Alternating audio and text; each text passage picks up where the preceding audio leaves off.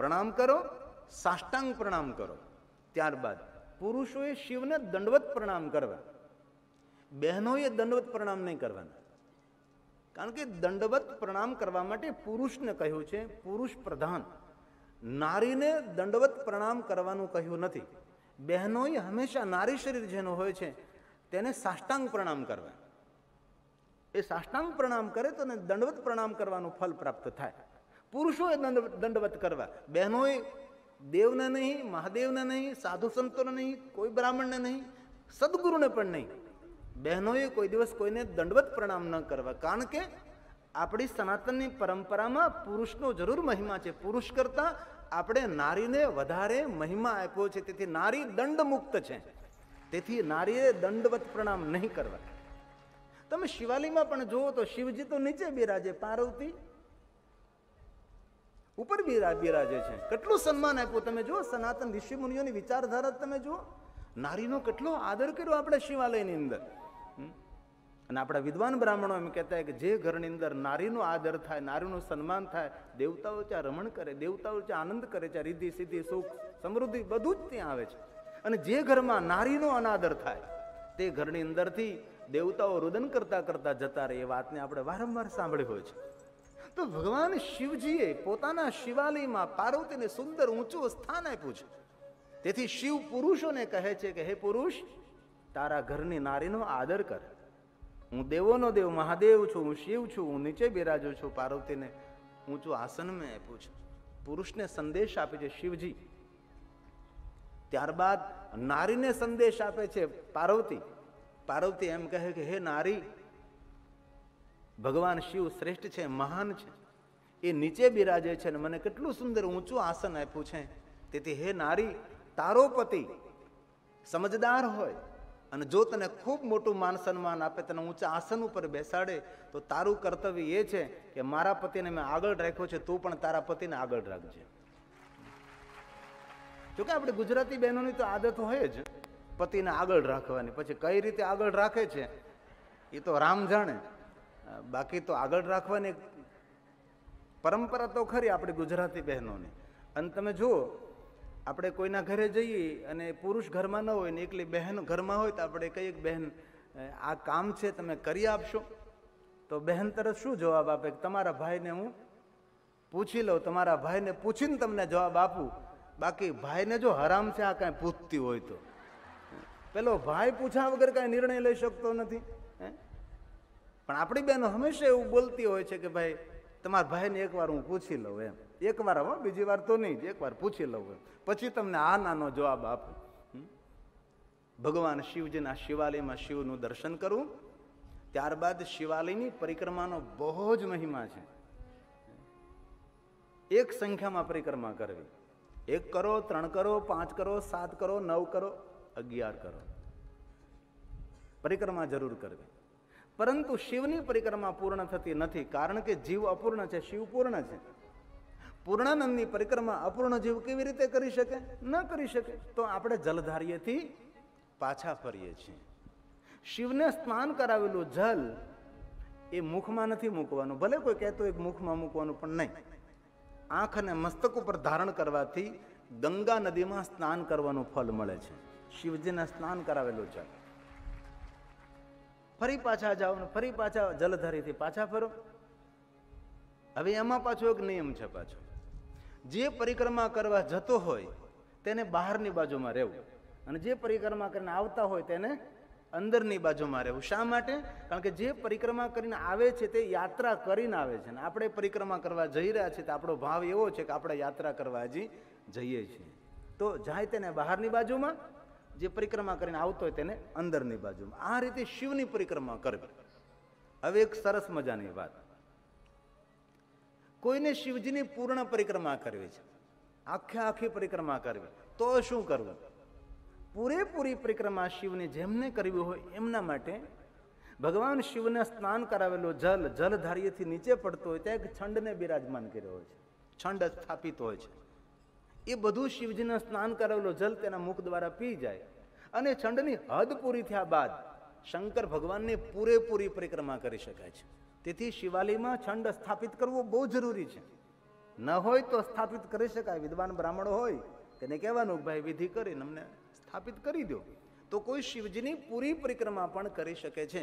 આ રીતે પૂર્ણ પરિક્રમા પણ મહાદેવની થઈ શકે, પણ જ્યાં સુધી છંડની હદ હોય ત્યાં સુધી પરિક્રમા પૂર્ણ શિવની કરી શકવામાં આવતી નથી. હવે એક બહુ મહત્વની વાત, પરિક્રમા કરી દર્શન કર્યા, થોડી મિનિટો માટે શિવાલયે વિશ્રામ કરવો, થોડી મિનિટો માટે શિવાલયે બેસવું, સ્તોત્ર બોલવા અથવા કોઈ સ્તુતિ મનમાં આપણાથી કોઈને તકલીફ ન થાય એ રીતે, અથવા પંચાક્ષર મંત્રનો જાપ કરવો. ઘરની અંદર તમે પંચાક્ષર મંત્રની એક માળા કરો અને એ જ પંચાક્ષર મંત્રની એક માળા શિવાલય જઈને કરો તો એકમ વા કોટી ગુણિતમ. એક માળા કરવાથી 1 કરોડ માળા કરવાનું ફલ શિવાલયે બેસીને પંચાક્ષર મંત્ર કરવાથી પ્રાપ્ત થાય. આ શિવાલયનો એક મહિમા છે ભાઈ. હવે શિવજીનું દર્શન કરી જતા જતા પગરખા ધારણ કરીએ એ પહેલા પુનઃ દર્શન કરવા, પાછું ફરીને આમ ભગવાનનું દર્શન કરવું. શિવાલયે શિવનું દર્શન કરીને જતા જતા પાછા ફરીને પુનઃ દર્શન કરે છે, તેને શિવલોકમાં ગયા બાદ મૃત્યુલોકમાં તેને પાછું ફરવું પડતું નથી. એ નિત્ય ભગવાન શિવજીના લોકનો અધિકારી બને. શિવ લોકમ વ્રજન ન રહે. આપણા પુરાણોની વાત છે આ બધી જ, અને કથા એ શ્રદ્ધાનો વિષય છે ભાઈ.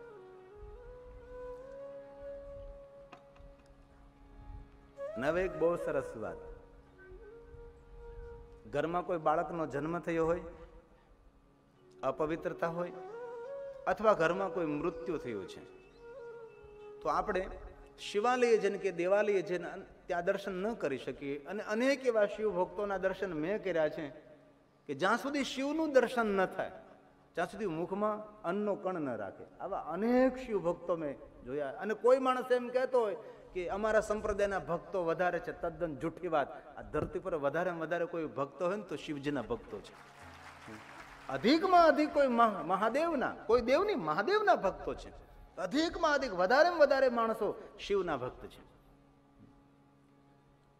તેથી ક્યારેય અપવિત્રતા હોય અથવા સ્નાન નથી કર્યા, શિવાલય દર્શન કરવાનો નિયમ છે. શું કરવું? તો કહ્યું કે બહાર ઉભા રહીને શિવજીનું શિખર હોય એ શિખરનું દર્શન કરવું, અથવા એ શિખર ઉપર જે ધજા હોય એ ધજાનું દર્શન કરવું, તો તેને શિવ દર્શનનું ફલ પ્રાપ્ત થાય. અને જે માનવ રોજ નિત્ય ભગવાન મહાદેવના શિખરનું ને ધજાનું દર્શન કરે છે તેને જ્ઞાન, ભક્તિ, વૈરાગ્ય, ધન, સંપત્તિ, વૈભવ, પ્રતિષ્ઠાની ધજા એ આસમાનમાં ફરકતી રહે છે. જે શિવજીની ધજાનું દર્શન નિત્ય કરે છે. અને બહુ એક મહત્વની વાત, બધી જ વાતો મહત્વની છે. કોઈ મોટા પ્રવાસે તમે નીકળવાના હો અથવા કોઈ મહત્વના કાર્યનો પ્રારંભ કરવો છે તો પહેલા ભગવાન શિવની પૂજા કરાવો. રુદ્ર બ્રાહ્મણ સંખ્યા 11 બ્રાહ્મણો પાસે, એ ન થઈ શકે 9 બ્રાહ્મણો પાસે, એ ન બની શકે 5 બ્રાહ્મણો પાસે, એ ન બની શકે 3 બ્રાહ્મણ, એ ન થઈ શકે તો 2 બ્રાહ્મણ, પછી અડધો જ કઈ મળે નહીં, હવે ક્યાં જવાય. એક કોઈ વિદ્વાન બ્રાહ્મણ દ્વારા શિવની પૂજા કરવી. અને શિવ પૂજા કર્યા બાદ 5 બ્રાહ્મણોને અથવા 5 બાલિકાઓને અથવા 5 બાળકોને અથવા 5 સાધુઓને ભોજન કરાવો અને શિવાલય પર ધજા અર્પણ કરો. જે કાર્ય તમે નીકળો છો એ કાર્ય તમારું નિર્વિઘ્ને પરિપૂર્ણ થાય. આ ભગવાન શિવની પૂજાનો, ભગવાન શિવના દર્શનનો મહિમા છે. હવે એક બહુ મહત્વની વાત, બધી જ વાતો મહત્વની. કોઈ માણસો એવી ખોટી વાતો કરે છે કે શિવાલયની ધજાનો પડછાયો ઘર ઉપર પડે સારું નહીં, એમ કરીને વહેમમાં નાખે. જેના ઘર ઉપર શિવજીના શિખરનો છાંયો પડતો હોય, જેના ઘર ઉપર શિવજીની ધજાનો પડછાયો પડતો હોય, એ ઘરના માણસોને વહેમમાં નાખવામાં આવે. પછી પેલા લોકો તો વહેમમાં પડી જ જાય, કારણ કે દુનિયા 3 રીતે દુઃખી થાય. એક વહેમથી, વાસનાથી ને વ્યસનથી. આ 3 રીતે સમાજનું પતન થઈ રહ્યું છે. કારણ કે વ્યસન તો છૂટે, આવી કોઈ કથા સાંભળે ને આમાં કોઈને પ્રેરણા મળે તો કદાચ છેલ્લે દિવસે મને એમ કે બાપુ આજથી બીડી નહીં પીવું, આજથી માવો નહીં ખાવ. કોઈનું કોઈ તો માણસ એવું કે ભાઈ આજથી આ બધું દૂર કરું છું. કોઈને કોઈ તો જાગે ને, જોશી દાદા, કોઈ તો એમ કહે ભાઈ હાલો આજથી આપણે બંધ નહીં ખાવું. વ્યસન છૂટે, વાસના પણ ઉંમર પાકી જાય તો છૂટે. પણ વહેમ છૂટતો નથી. વહેમનું કોઈ ઓહડ નહીં. સંશય આત્મા એ આત્મા ગયો સમજો. આ 3 રીતે માણસો દુઃખી થતા હોય. કોઈને વહેમમાં નાખી દે કે આ શિવાલીનું શિખર ને ધજાનો છાંયો તમારા ઘર ઉપર પડે છે ને, એટલે આ બધું તમારું ઠીક નથી હાલતું. પાછો એ જે વહેમમાં નાખનારો હોય ને, સસ્તામાં ઘર લઈ લે, પાછો એકદમ ઓછા ભાવે ઘર લઈ લે. બોલો, વિચાર કરો તમે. પણ શિવ મહાપણમાં એવું કહ્યું કે ભગવાન શિવજીના શિવાલયનું શિખર કે ધજા હોય, જેટલી ભૂમિ પર છાંયો પડે છે, જેટલી ભૂમિ પર પડછાયો એનો પડે છે, એ ભૂમિને તીર્થ સમજવી. અને એ ભૂમિમાં કોઈ પાપી માણસનું મૃત્યુ થાય તો પણ એ શિવલોકનો અધિકારી બની જાય. આ શિવાલયનો મહિમા છે. અત્યાર સુધી કોઈને શિવજીનો પ્રસાદ લેવા ન દીધો આપણે ભલામણ.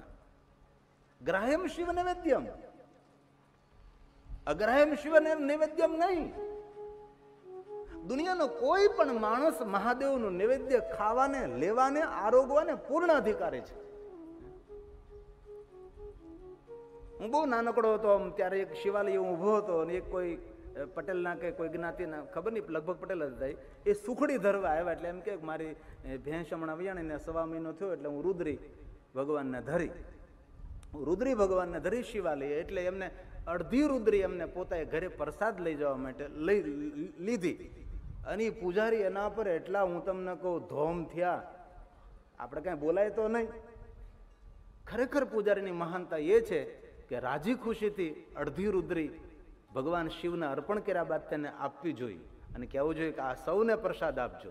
અને જેટલા માણસો પ્રસાદ લેશે તેને ચાંદ્રાયણ વ્રત કરવાનું ફળ મળશે. જરૂર લિંગને પીઠને સ્પર્શ થઈ જાય એ કોઈ લઈ ન શકે, એકદમ પાક્કું ભાઈ. લિંગ અને પીઠને જે સ્પર્શ થઈ ગયું છે એ 2 જ માણસો લઈ શકે. કોણ 2? દશનામાને નમો નમઃ અને એક તપોધન બ્રાહ્મણ આવે છે. લિંગ અને પીઠને સ્પર્શ થયેલી વસ્તુ તપોધન બ્રાહ્મણો લેવાને પૂર્ણ અધિકારી છે. અને એક દશનામ, ગિરી, પુરી, ભારતી, વન, અરણ્ય, તીર્થ, સાગર, આ બધા જ એ દશનામી લિંગ અને પીઠને સ્પર્શ થયેલી વસ્તુ પ્રેમપૂર્વક આરોગી શકે છે. દશનામને આદિ જગદગુરુ શંકરાચાર્ય મહારાજે આદેશ આપ્યો છે અને પુરાણ સંમત તપોધન બ્રાહ્મણ છે. હવે બીજી વાત કે લિંગ અને પીઠને સ્પર્શ થઈ ગઈ, હવે ત્યાં તપોધન નથી અને દશનામે નથી, તો એ ખાદ્ય દ્રવ્ય શું કરવું? એ ફેંકી દેવું? કોઈને દઈ દેવું? નહીં. એ લિંગ અને પીઠને સ્પર્શ થયેલી ખાદ્ય સામગ્રી અથવા પ્રસાદ અથવા ફલ, લિંગ અને પીઠને સ્પર્શ થયેલી વસ્તુ લઈ લેવી, લઈ શાલિગ્રામ શિલા સંગાત સર્વયાતે પવિત્રતા, ભગવાન શાલિગ્રામને સ્પર્શ કરાવી અને કોઈ પણ માણસ પ્રેમપૂર્વક ખાઈ શકે છે, પ્રેમપૂર્વક લઈ શકે છે. હજી એક વાત સરસ મજાની, પહેલી પૂજા તપોધન કરે અથવા દશનામ કરે, અંતિમ પૂજા દશનામ કરે અથવા તપોધન કરે. વચ્ચેના સમયમાં દરેક સમાજના માણસો પૂજન કરી શકે છે. પહેલી ને છેલ્લી પૂજાનો અધિકાર આમનો છે. પહેલી પૂજા પણ તપોધન અથવા દશનામ, પૂજા શિવની ઉતારવી એને આપણે પખાળ કહીએ. આમાં જે દશનામ ભાઈ હોય તેને ખબર હોય કે એને આપણે હાનની પખાળ કહીએ આપણે. તો એ ન હોય, તપોધન અથવા દશનામ ન હોય તો શિવજીની પૂજા કોઈ ઉતારી ન શકે. તો એના માટે શું કરવું? તો એના માટે 2 નિયમો છે. એક તો બિલ્વપત્ર બંને હાથમાં રાખી શકો છો.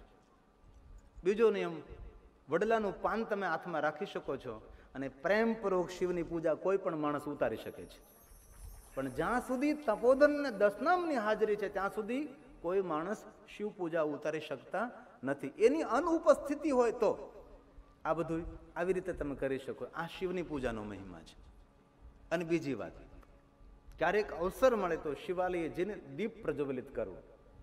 જે માનવ શિવને દીપ દર્શન કરાવે છે તેનું અજ્ઞાન રૂપી અંધકાર જીવનમાંથી, જળમૂળમાંથી જતો રહે છે. તેથી શિવજીને દીપ દર્શન કરાવો, અજ્ઞાન રૂપી અંધકાર તેનો જતો રહે છે. જય ઘટ ભીતર દીપક રામ કા, ભગવાન શિવને દીવો અર્પણ કરો. આમ તો જીવતા કોઈ દીવો અર્પણ નથી કરવા જતા, મર્યા પછી તેના નામનો દીવો શિવાલય મૂકવા જાય છે. આ બાજુ પરંપરા હોય, રિવાજ હોય, મને ખબર નથી, પણ અમારી બાજુ તો કોઈ માણસનું મૃત્યુ થાય એટલે બધા લોકો દીવો લઈને નીકળે ધૂન બોલતા બોલતા શિવાલયે જાય અને ભગવાન શિવજીને દીવો અર્પણ કરે. પણ હું શિવાલયમાંથી આવું છું એટલે મને તો આ બધા અનુભવો હોય.